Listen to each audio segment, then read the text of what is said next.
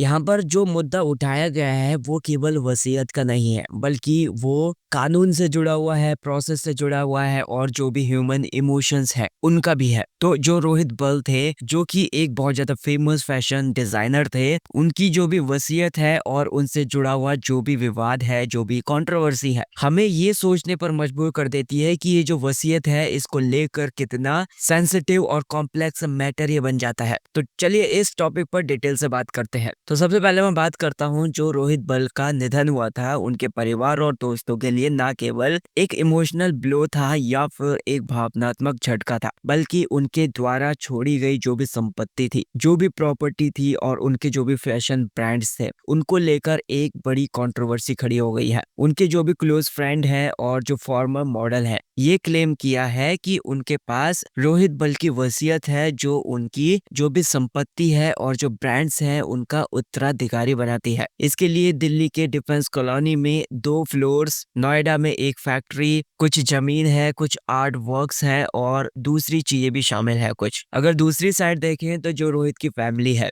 खासकर उनके step brother यानी कि उनके सौतेले भाई और बिजनेस पार्टनर राजीव बल, इन्होंने इस क्लेम को चैलेंज किया या फिर इस दावे को चुनौती दी है। राजीव का ये कहना है कि उन्होंने ऐसी किसी भी वसीयत को नहीं देखा है। अगर ललित के पास वो वसीयत है भी तो उसे सभी के सामने वो पेश करना होगा और फिर कानून के अनुसार इसे परखा जाएगा, इसे वेरीफाई किया जाएगा। तो वसीयत क्या है और इसे मान्य बनाने के लिए क्या जरूरी है, इसको वैलिड बनाने के लिए क्या जरूरी है। जब भी हम वसीयत की बात करते हैं तो इसके पीछे एक कानूनी फ्रेमवर्क होता है। भारत में वसीयतों से जुड़े हुए मामलों को इंडियन सक्सेशन एक्ट यानी कि जो भारतीय उत्तराधिकारी अधिनियम है 1925, इसके तहत संचालित किया जाता है। इस कानून के अनुसार एक ऐसा पर्सन है जो मानसिक रूप से स्वस्थ है और वो नाबालिग भी नहीं है, उस पर्सन को उसकी प्रॉपर्टी को मैनेज करने का पूरा अधिकार है। तो वसीयत के कुछ मेन एलिमेंट्स हैं, कुछ की एलिमेंट्स हैं, जैसे कि साउंड माइंड यानी कि मानसिक रूप से स्वस्थ होना। वसीयत बनाने वाला जो पर्सन है वो मानसिक रूप से सक्षम होना चाहिए, साक्षी होना चाहिए यानी कि गवाह होने चाहिए। वसीयत पर कम से कम 2 गवाहों के साइन होना बहुत ज्यादा जरूरी है। अब वसीयत बनाने वाले पर्सन को अपने साइन या फिर अपना अंगूठा लगाना होगा। इसमें कोई भी फर्जीवाड़ा ना हो, कोई भी धोखाधड़ी ना हो। अगर वसीयत धोखाधड़ी या फिर किसी दबाव या फिर किसी अनुचित तरीके से बनाई गई है तो उसे अवैध माना जाएगा। अगर वसीयत बनाते टाइम धोखाधड़ी, जबरदस्ती या फिर किसी दबाव के कोई भी संकेत मिलते हैं तो उस वसीयत को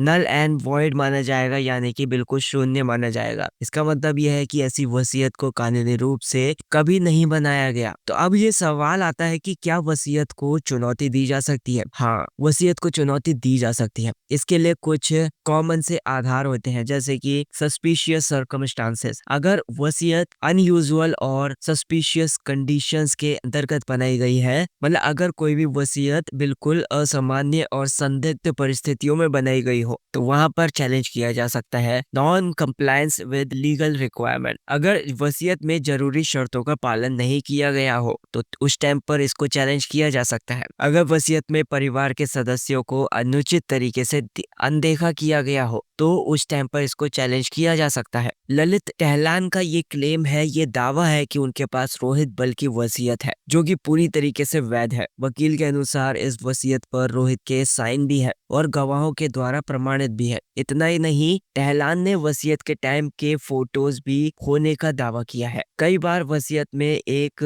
कार्यकारी को नामांकित किया जाता है जिसका काम वसीयत को लागू करना होता है। रोहित बल का जो केस है वो रोहित बल की वसीयत में fashion design council of India यानी कि FDCI के चेयरमैन सुनील शेट्टी को कार्यकारी बनाया गया है। हालांकि सुनील शेट्टी ने ये कहा है कि उन्हें इस बारे में जानकारी नहीं थी, लेकिन अगर वसीयत में उनका नाम है तो वे इसे लागू करने के लिए भी तैयार है। भारत में वसीयतों को लेकर बहुत ज्यादा मामले या फिर बहुत ज्यादा कंट्रोवर्सी सामने आए हैं जो अदालतों में लंबे टाइम तक चले। इनमें से एक मेन मामला कविता कांवर वर्सेस पमेला मेहता 2020 का ये मामला है। इस मामले में सुप्रीम कोर्ट ने ये साफ कह दिया था, अगर कोई भी वसीयत पारिवारिक सदस्यों के बीच में असमान रूप से प्रॉपर्टी बांटती है तो इसे इसे एक शक की दृष्टि से देखा जाएगा। एग्जाम्पल मैं आपको देता हूँ जो कि सस्पिशियस सर्कमस्टांसेस के हैं, जैसे कि वसीयत बनाने वाले ने अपने परिवार के सदस्यों को अनदेखा किया है, वसीयत बनाने वाले पर दबाव डाला गया है और किसी खास पर्सन को अनुचित लाभ पहुंचाने की कोशिश की गई है। तो इसमें क्या किया जा सकता है?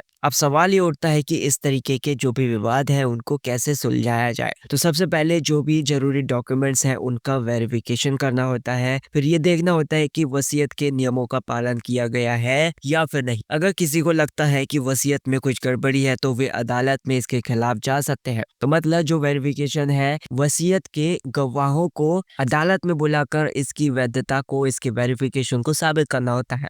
एक्सपर्ट्स की क्या राय है इस चीज को लेकर? अगर पॉसिबल हो तो परिवार के बीच में, परिवार के सदस्यों के बीच में समझौता किया जा सकता है। तो रोहित बल का जो मामला है वो केवल एक पर्सन की संपत्ति से जुड़ा हुआ विवाद नहीं है, बल्कि ये वसीयत बनाने की प्रोसेस, उसकी वैलिडिटी और परिवार के रिश्तों पर भी प्रकाश डालता है। ये हमें ये सिखाता है कि वसीयत बनाते टाइम हमें कौन से प्रिकॉशंस यानी कि कौन सी सावधानियां हर एक कदम पर बरतनी चाहिए ताकि भविष्य में विवाद ना हो, भविष्य में कोई भी कंट्रोवर्सी खड़ी ना हो। तो आप मुझे ये बताइए कि आपके विचार से क्या ललित एहलान का दावा सही हो सकता है या फिर ये जो मामला है केवल एक कानूनी लड़ाई बनकर रह जाएगा? आपका जो कुछ भी मानना है इस चीज को लेकर मुझे कमेंट सेक्शन में जरूर बताइए। अगर आपको मेरी वीडियो पसंद आई हो तो वीडियो को लाइक कर देना, चैनल को सब्सक्राइब कर देना। Thank you so much for watching this video.